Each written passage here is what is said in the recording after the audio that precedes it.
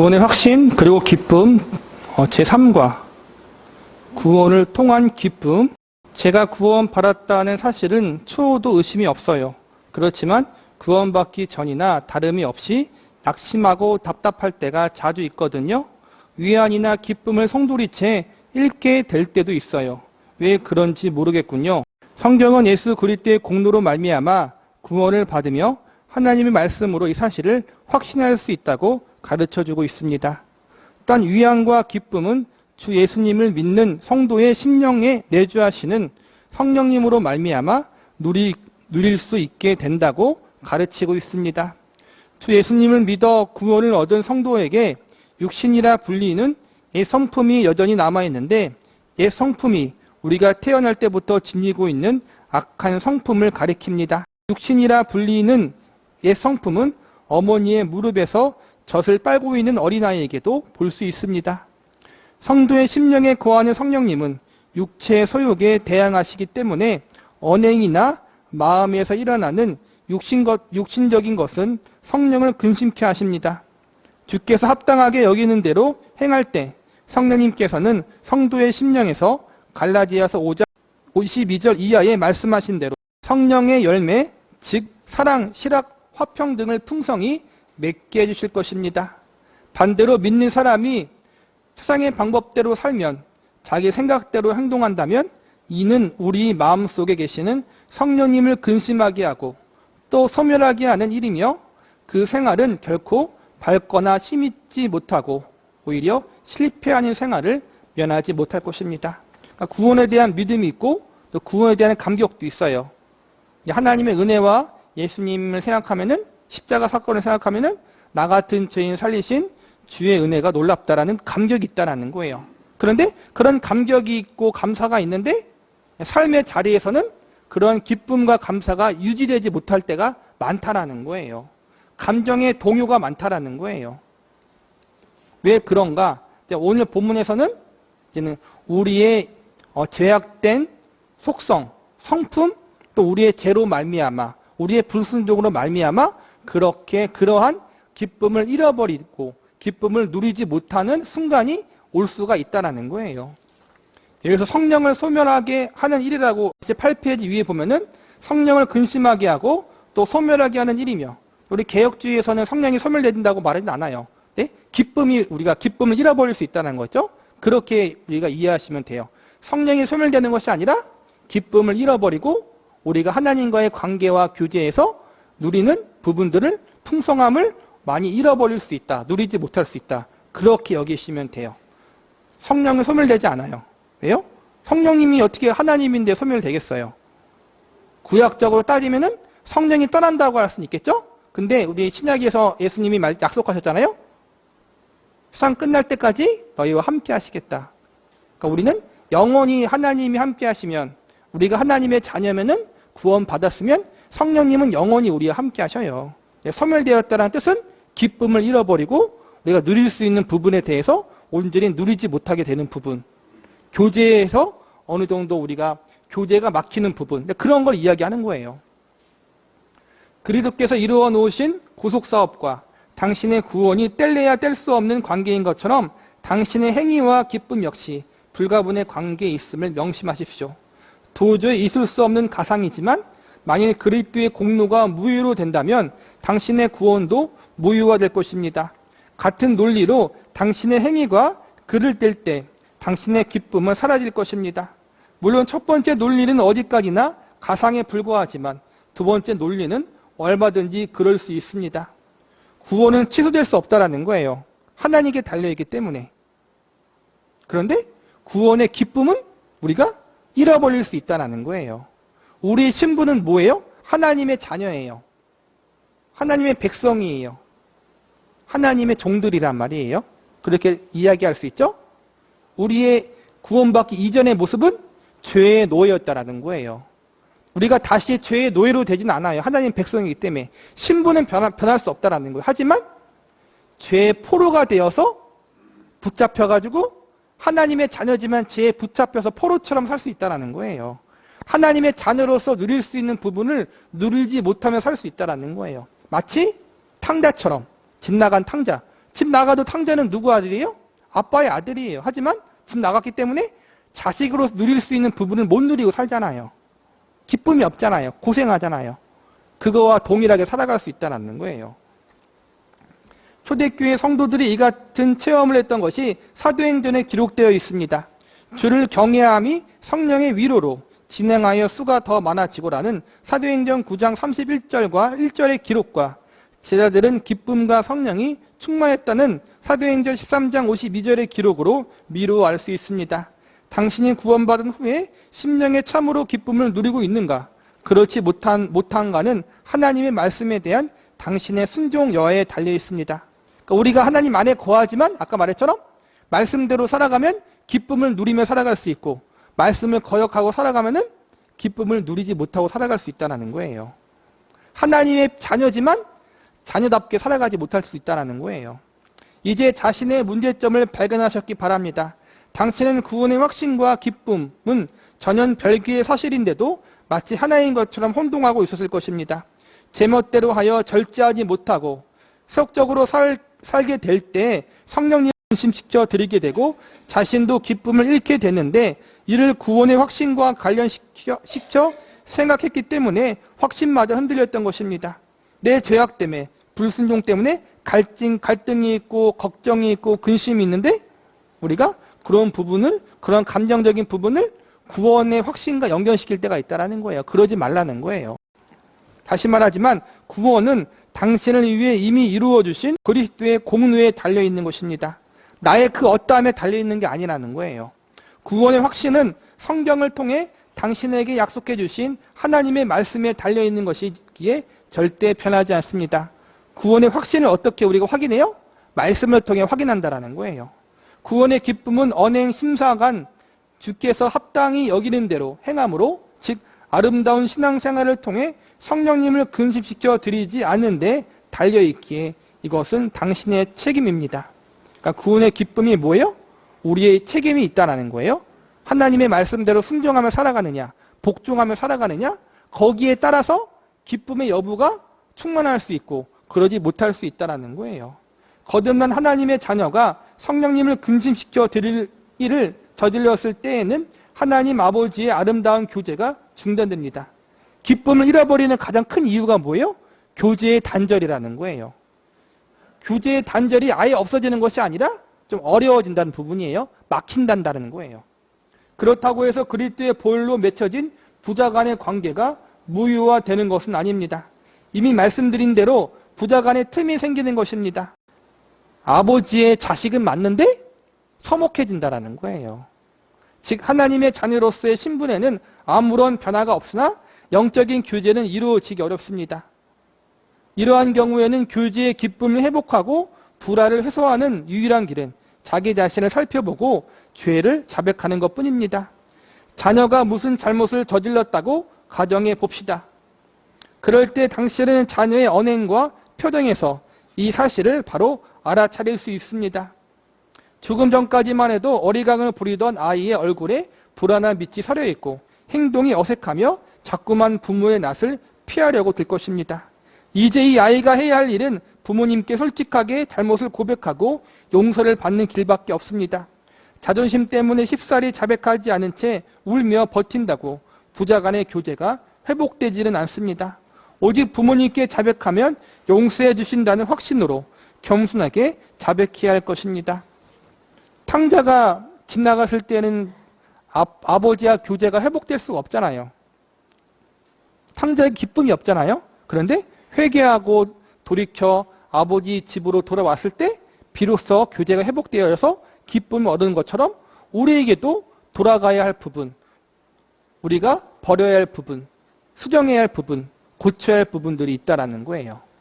잘못을 저지른 순간부터 자백하고 용서받기까지 이 아이에게서는 기쁨을 찾아볼 수 없습니다. 일순간에 모든 기쁨이 사라지고 만 것입니다. 이는 잘못을 저질러서 더 이상 교제할 수 없게 되었기 때문입니다. 그렇다고 해서 부자 간의 관계마저 끊어진 것은 아닙니다. 다만 부자 간의 귀한 교제가 어린아이의 행실로 인해서 중단된 것뿐입니다. 중단되었다는 표현은 좀 맞진 않은 것 같아요. 좀 장애물이 생겼다. 왜냐하면은 자녀를 향한 아버지의 사랑은 끊임이 없기 때문에 그렇죠. 중단은 아닌 것 같아요. 막힌 부분이 생겼다. 좀 방해가 되는 부분이 생겼다. 이 아이가 뉘우치는 마음으로 겸손하게 자충지정을 부모님께 자백할 때 용서해 주시고 달래주시며 위로해 주지 않을 부모가 어디 있겠습니까? 이때야 비로소 이 아이는 다시금 부모와 스스럼 없는 교제를 할 수 있게 될 것입니다. 다윗이 그의 충신이었던 우리아의 아내와 큰 범죄를 범했을 때 주의 구원을 내게 회복시켜 주시옵소서라고 기도하지 않고 주의 구원의 즐거움을 내게 회복시켜 주시옵소서라고 간구했던 사실은 이 진리를 잘 나타내고 있습니다. 앞서 말씀드렸던 이야기를 계속하겠습니다. 당신의 아들이 시무룩히 앉아있는데 갑자기 불이하는 소리가 났다고 합시다. 그때 당신은 어떻게 하겠습니까? 아들이 불에 타 죽도록 내버려 두겠습니까? 그럴 리 없습니다. 아마 당신은 그 아이를 제일 먼저 데리고 뛰쳐나갈 것입니다. 혈연 관계를 통한 사랑과 교제가 주는 기쁨은 이처럼 전혀 다르다는 사실을 깨닫게 되었을 것입니다.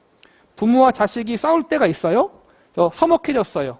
교제가 서먹해져서 부모와 자녀 간의 교제로 인한 기쁨이 많이 좀 잃어버릴 때가 있어요. 그런데 평상시엔 그럴 수 있지만 급작스러운 일이 있을 때에는 부모와의 그 관계, 교제와 상관없이 급작스러운 일은 함께 우리가 헤쳐나가잖아요. 그런 것 같다라는 거예요. 하나님과 우리의 교제가 막힌 부분이 있어도 구원에 관한 부분, 신분에 관한 부분은 절대 흔들리지 않는다라는 거예요. 그러므로 성도가 범죄하게 되면 하나님과의 원만한 영적인 교제가 중단되고 성도가 자백하기까지 자신을 반성하고 통회할 때까지 결코 구원의 즐거움을 누릴 수 없게 되는 것입니다. 분명한 통회와 자백이 있었다면 죄 사함을 받게 될 것을 알게 됩니다. 하나님께서 만일 우리가 우리의 죄를 자백하면 저는 미쁘시고 의로우사 우리 죄를 사하시고 모든 불의에서 우리를 깨끗게 하실 것이라고 확실히 말씀해 주셨기 때문입니다. 하나님과 맺어진 생명의 관계보다 더 강한 것도 없으며 더 아름다운 것도 없습니다. 세상의 모든 심과 지옥의 세력이 힘을 합쳐도 하나님의 사랑 안에서 우리를 끊을 수 있는 것은 아무것도 없습니다.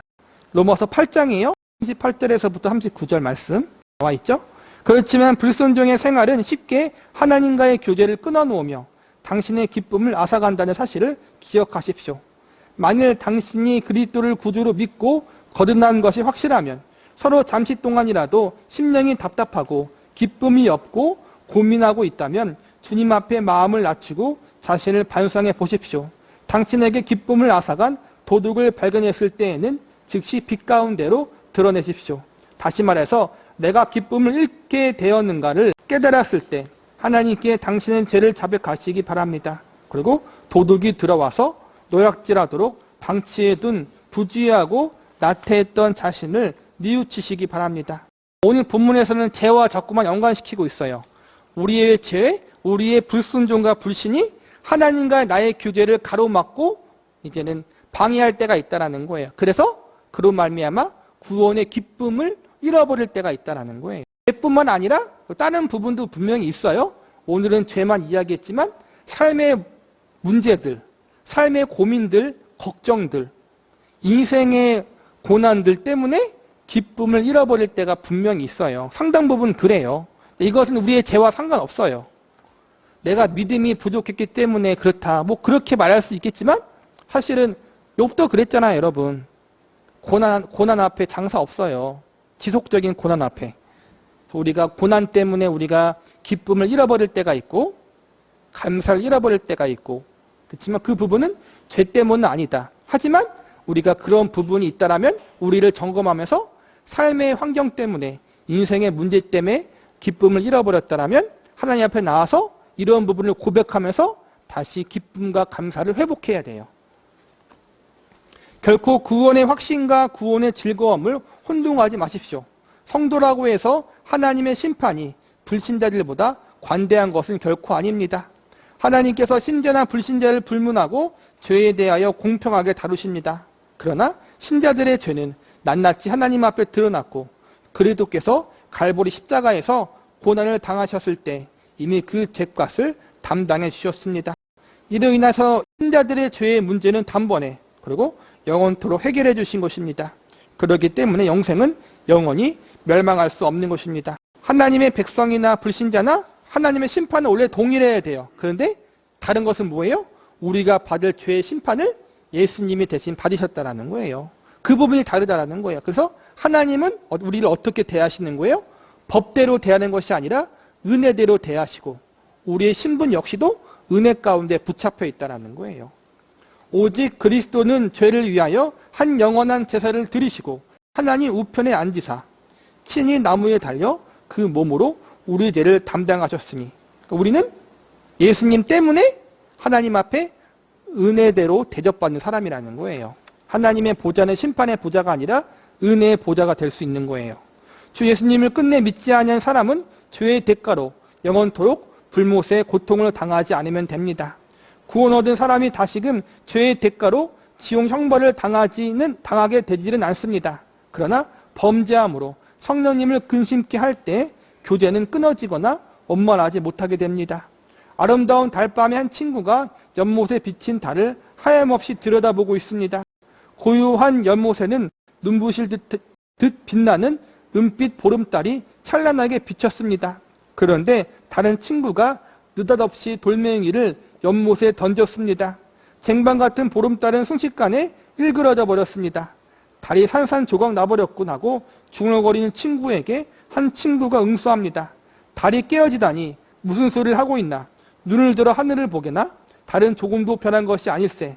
변했다면 연못 속에 비쳤던 달의 모습에 불과하지. 안 그런가? 이 이야기를 생각해 봅시다. 당신의 마음은 이 연못과 같습니다. 아무런 장애물이 없으면 성령님을 통해 하나님께서 위로와 기쁨과 평안을 당신의 심령에 비춰주십니다. 그러나 성령님을 근심케 할 때에는 평안과 기쁨은 사라지고 내 마음은 돌멩이가 날아든 연못처럼 어지럽게 흔들리게 됩니다.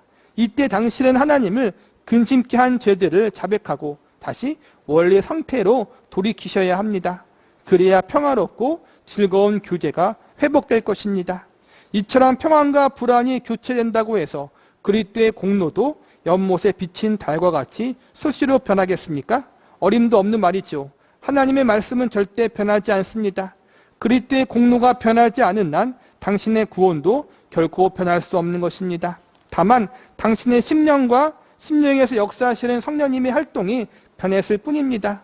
당신의 심령이 그리스도의 영광과 주님께서 합당히 여기실 것으로 채워지지 않고 죄의 소욕으로 채워져 있다면 성령님께서 근심하고 계십니다. 성령님께서 정죄하고 대적하는 죄악에 대해 당신도 정죄하고 대적하지 않은 한 당신의 위로와 기쁨을 체험할 수 없게 됩니다. 하나님의 성령을 근심하게 하지 말라. 그 안에서 너희 구속의 날까지 인치심을 받았느니라 라고 말씀하신 대로 주님께서 우리에게 성령님께 순종하라고 권면합니다. 구원에 대한 기쁨은 잃어버릴 수 있다.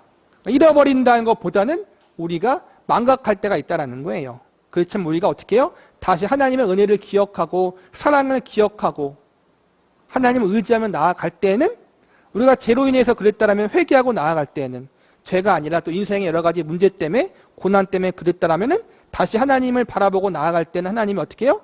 회복시켜 주신다라는 거예요. 구원의 기쁨을. 사랑하는 독자여, 당신의 믿음이 아무리 연약할지라도 구원의 확신을 주시는 주님은 결코 변치 아니하신다는 사실을 확신하고 안심하시기 바랍니다. 예수 그리스도 어제나 오늘이나 영원토록 동일하시니라. 하나님과 예수님이 동일하시기 때문에 우리에 향한 하나님의 구원은 변치 않으신다라는 거예요. 이 사실을 잊지 말자라는 거예요. 내 믿음이 문제가 아니에요. 예수님의 공로, 예수님이 나를 위해 이루신 것이 우리 구원의 조건이고 근거란 말이에요. 이걸 잊지 말자라는 거예요. 주님께서 이루어 놓으신 공로는 결코 변치 않습니다. 물론 하나님이 행하신 것은 영원히 있을 것이라 더할 수 없나이다. 하나님께서 하신 말씀은 결코 변하지 않습니다. 풀은 마르고 꽃은 떨어지되 오직 주의 말씀은 세세토록 있도다. 당신의 구원과 확신의 터가 되시는 주 예수님께서 결코 변치 아니시기에 당신의 구원은 어떤 경우에도 안전합니다. 이제 끝으로 다시 한번 묻겠습니다. 당신은 어느 대열에서 여행을 하고 있습니까? 이제 진정 하나님께 돌이키심으로 그 영원한 문제에 대한 해답을 얻으시기 바랍니다. 그의 증거를 받는 이는 하나님을 참되시다 하여 인쳤느니라. 이 글을 읽는 가운데 당신도 이제부터 주님께서 오실 때까지 구원의 확신 가운데 기쁨으로 주님을 섬기게 되기를 바랍니다. 힘있고 만족한 신앙생활을 하시기 바랍니다. 우리가 인생의 여러 가지 문제 때문에 구원의 기쁨과 감사를 잃어버릴 때가 있어요. 잃어버린 것보다는 우리가 잊어버리고 살아갈 때가 있다는 거예요. 그럴 때는 어떻게 하는 거예요? 우리가 죄 때문에 그랬다라면 죄를 회개하며 나아가면 되는 거고, 죄 문제가 아니라 인생의 고난과 환난과 어려움 때문에 그랬다라면 우리가 다시 우리의 시선을 인생의 고난과 환난에 두지 말고 우리의 시선을 하나님께 두면서 잃어버렸던 감사와 기쁨과 찬양을 회복할 수 있다는 거예요. 나의 사랑은 자주 식으며 나의 기쁨은 자주 잃어도 주의 공로는 변함이 없고 내 하나님은 변치 않으시네. 나와 세상은 늘 변하여도 하나님의 말씀은 변함없이 내 평생 의지할 구주 예수는 어제나 오늘이나 동일하네. 그러니까 우리의 구원이 변치 않은 하나님과 예수님의 공로에 달려있다는 걸 늘 잊지 말자라는 거예요. 나의 사랑은 늘 식어도 주님의 사랑이 내 안식처, 온 천하 만물이 다 지나가도 주님의 진리가 날 붙드네. 우리의 인생과 운명이 하나님께 붙들려 있다는 거예요. 사실은 우리의 감사와 기쁨의 이유가 그거예요. 나는 연약하고 늘 변하지만 주님은 변치 않으시고 나를 책임지고 붙들고 계시다. 이게 우리의 소망이에요. 기쁨이에요, 여러분. 그래서 우리의 여러 가지 나의 연약함 때문에 기쁨을 잃어버릴 때 이걸 기억하자라는 거예요. 나의 하나님과 예수님은 변치 않으시네. 내 인생과 운명은 변치 않으시는 하나님께 붙잡혀 있다는 사실. 내 실수, 내 연약함이 내 인생과 운명을 판가름하는 것이 아니라 영원히 변치 않으시는 신실한 하나님이, 예수님이 내 인생과 운명을 붙들고 있다. 이 사실에 소망을 품고 감사하고 기뻐할 수 있는 저와 여러분이 되시기를 바라겠습니다.